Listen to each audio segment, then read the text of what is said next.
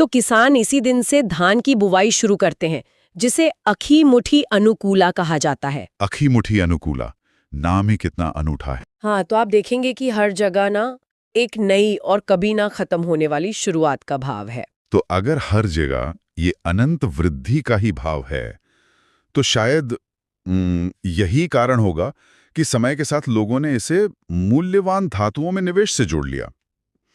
खैर, पंचांग की गणना देखें तो 19 अप्रैल 2026 को खरीदारी का समय बताया गया है, लेकिन एक बात मुझे थोड़ी उलझन में डाल रही है। वो क्या? देखिए, अगर अक्षय तृतीया अपने आप में ही एक अबुझ मुहूर्त है, मतलब कि पूरा दिन ही स्वयं सिद्ध और शुभ है, तो फिर हम ये विशिष्ट चौघड़िया समय की चिंता क्यों कर रहे हैं? क्या दिन भर कभी भी खरीदारी नहीं की जा सकती? ये बहुत ही वाजिब सवाल है। देखिए, अबुझ मुहूर्त का मतलब जरूर ये है कि पंचांग देखकर अलग से मुहूर्त निकालने की जरूरत नहीं है, लेकिन इसके पीछे का विज्ञान समझना भी जरूरी है। अच्छा, तो इसके पीछे भी विज्ञान है? बिल्कुल।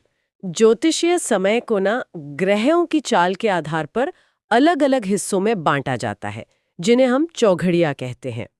अब इसमें जो अमृत चौघड़िया होता है ना, वो ब्रह्मांडीय स्थिरता का वो समय होता है जब सकारात्मक ऊर्जा अपने चरम पर होती है।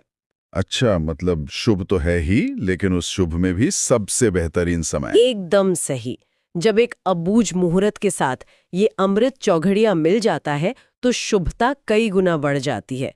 जैसे 19 अप्रैल को सुबह लगभग 10:51 पर जब तृतीया तिथि शुरू हो रही है, ठीक उसी समय अमृत चौघड़िया का संयोग भी बन रहा है। मतलब एक शुभ दिन के भीतर एक अत्यंत शुभ समय मिल गया। यस। तो अगर हम दिल्ली या मुंबई के समय को देखें, तो सुबह लगभग 11:45 से 12:30 के बीच का समय निवेश के लिए सबसे बेहतरीन रहेगा, राइट? हाँ, लेकिन यहाँ एक और खगोलीय घटना का ध्यान रखना बहुत जरूरी है।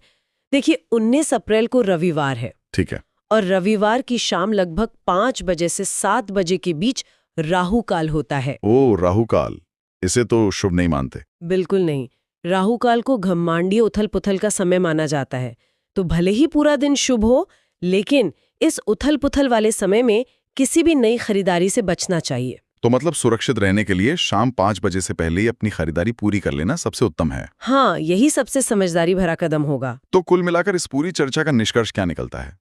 यही कि अक्षय तृतीया सिर्फ एक कमर्शियल इवेंट या व्यावसायिक पर्व नहीं है, बल्कि ये दान, शुभ कर्मों और सटीक समय पर निवेश का एक बहुत ही प्राचीन विज्ञान है। बिल्कुल। और ये हमें याद दिलाता है कि असली समृद्धि सिर्फ भौतिक चीजों को इकट्ठा करने में नहीं है, बल्कि सही समय पर सही कर्म करने और समाज को